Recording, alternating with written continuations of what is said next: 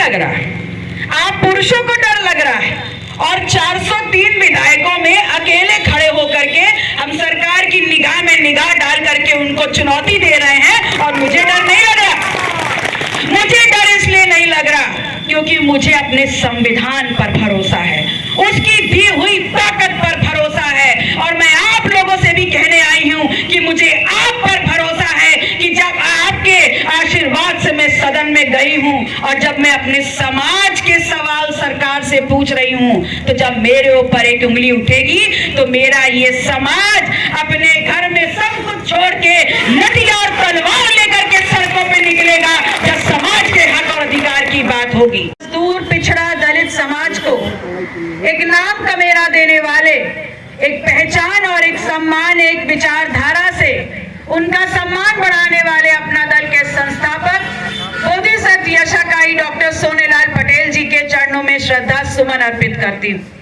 और साथ ही साथ उनके जाने के बाद अपना दल के इस झंडे, विचारधारा और अपना दल के तमाम समर्थकों को अपनी आंचल की छांव में इस देश की राजनीति के उतार चढ़ाव के बीच लगातार बचाते हुए आज अपना दल को इस देश की राजनीति में विकल्प नहीं बल्कि मजबूती और मजबूरी के रूप में स्थापित करने वाली राजमाता कृष्णा पटेल जी को बारंबार धन्यवाद देते।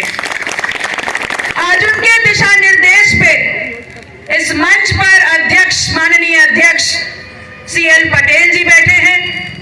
उनके निर्देश पर आज हमारे प्रदेश अध्यक्ष व्यापार मंच माननीय अखिलेश राय जी बैठे हैं। उनके आदेश पर प्रदेश महासचिव बौद्धिक मंच दीनानाथ सरोज जी बैठे हैं। प्रदेश सचिव बौद्धिक मंच रवि बरार जी बैठे हैं। इस जनपद में अपना दल के झंडे, विचारधारा को बुलंद कर रहे हमारे जिला अध्यक्ष रामचंद्र पटेल जी जो इस मंच का संचालन कर रहे हैं, और इस कार्यक्रम के संयोजक जिला अध्यक्ष बौद्धिक मंच रामचंद्र कनौजिया जी, जिनकी विधानसभा में आज सुबह से हम चलने का काम कर रहे हैं। ऐसे हमारे विधानसभा अध्यक्ष तीर्थराज सरोज जी और हमारी महिला विधानसभा अध्यक्ष विनीता पटेल दी, ये गायक मंडली, अपना दल के तमाम सदस्य पदाधिकारीगण जिनका नाम ले पाए और जिनका नाम नहीं ले पाए, आप सभी सम्मानित बुजुर्गों का, इस देश की आदि आबादी, अपनी माताओं, बहनों का और नौजवान साथियों का हार्दिक स्वागत, अभिनंदन और वंदन करते हैं।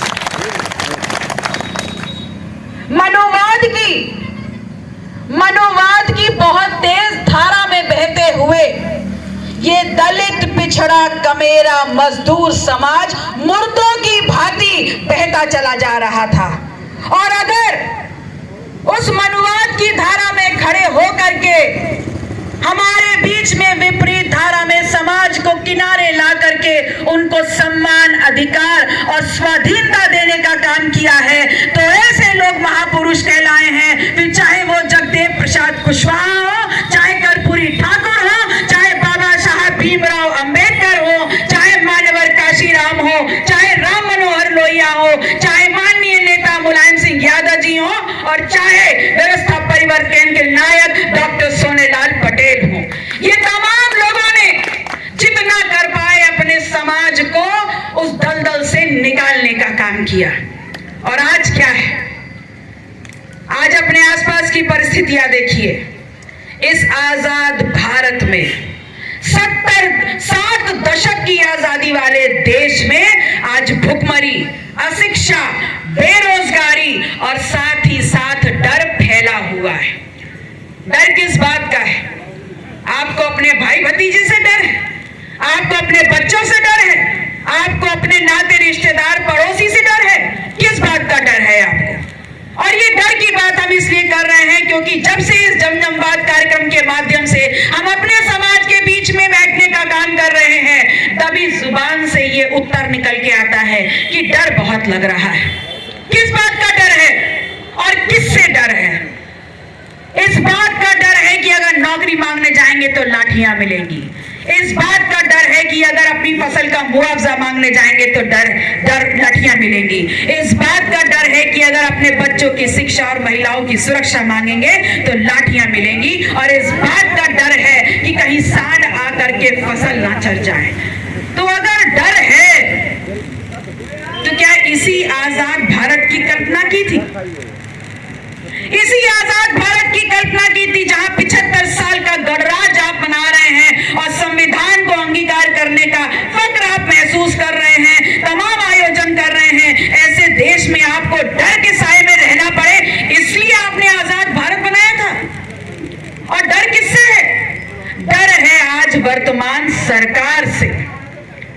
तो अगर डर आपको सरकार से है, जिस सरकार को आपने इस संविधान की दी हुई ताकत का इस्तेमाल करके बनाया है, तो हटा दीजिए उस डर को और तख्ता पलट कर दीजिए उस सरकार का जो आपको और आपके भविष्य को, जिंदगी को डर के साए में रहने को मजबूर कर रही है।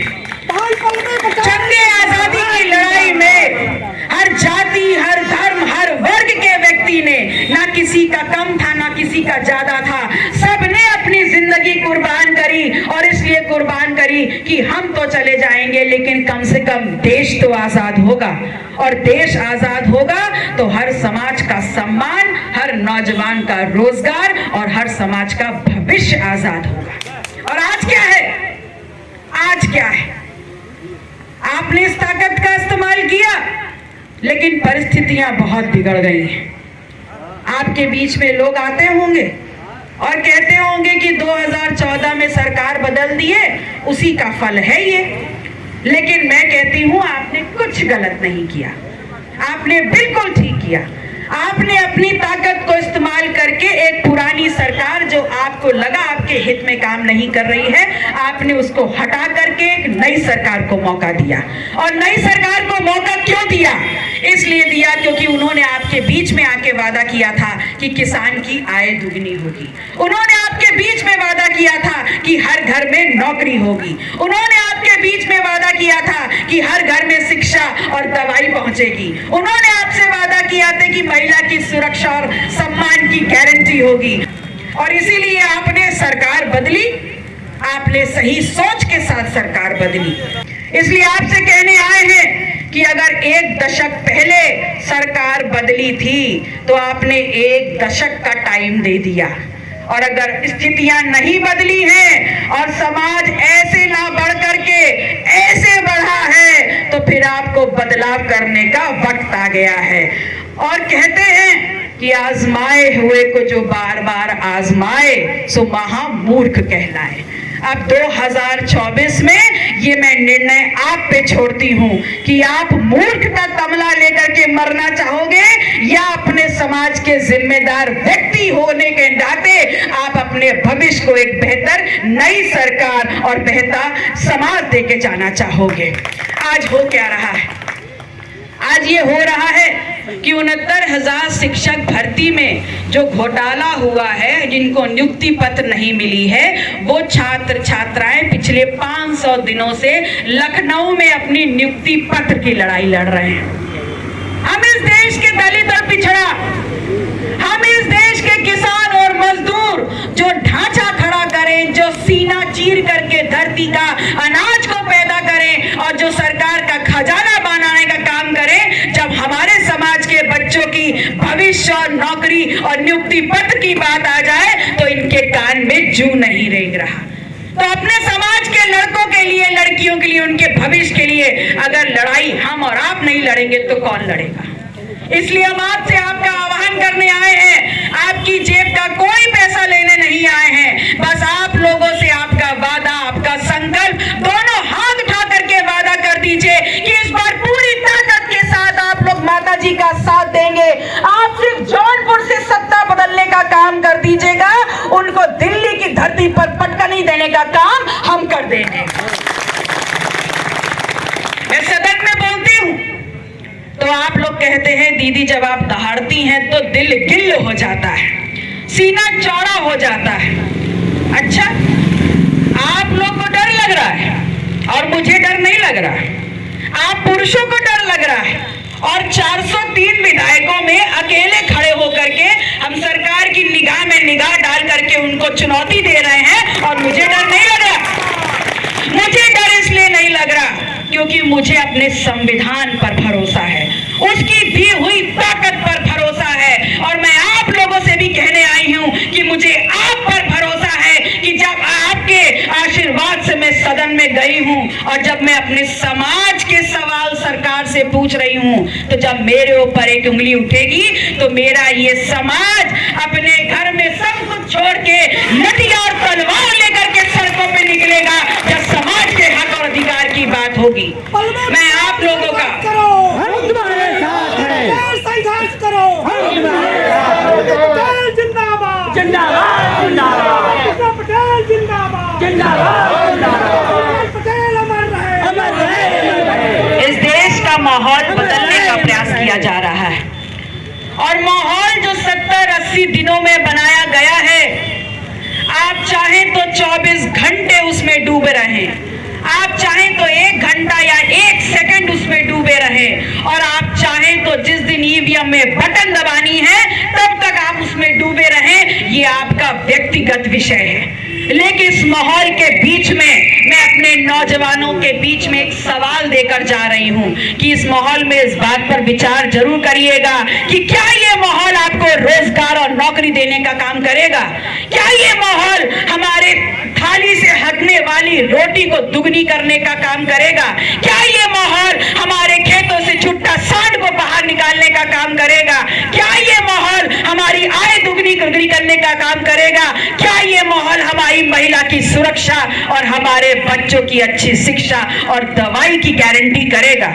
अगर ऐसा कर रहा है तो रमे रहिए इस माहौल में, लेकिन अगर नहीं कर रहा है तो फिर अपना संकल्प लीजिए कि आपको 2024 में इस माहौल से निकलते हुए लोकतंत्र के त्योहार के माहौल में गाजे बाजे के साथ ये सत्ता परिवर्तन करना है, एक नई व्यवस्था कायम करने के लिए। और वो व्यवस्था क्या होगी? वो नई व्यवस्था क्या होगी? वो नई व्यवस्था होगी जिसका संकल्प लेकर के हम आपके बीच में चल रहे हैं कि अगर आपने जौनपुर से सत्ता बदली तो हम दिल्ली की सत्ता बदलेंगे, और दिल्ली की सत्ता जब बदलेगी तो इस बात का आंदोलन होगा कि जिस समाज की होगी जितनी संख्या भारी, उस समाज की शिक्षा, सदन, रोजगार, नौकरी, दवाई, पढ़ाई, कमाई इस देश के खजाने में होगी उतनी हिस्सेदारी। और भाग के कहां जाएंगे?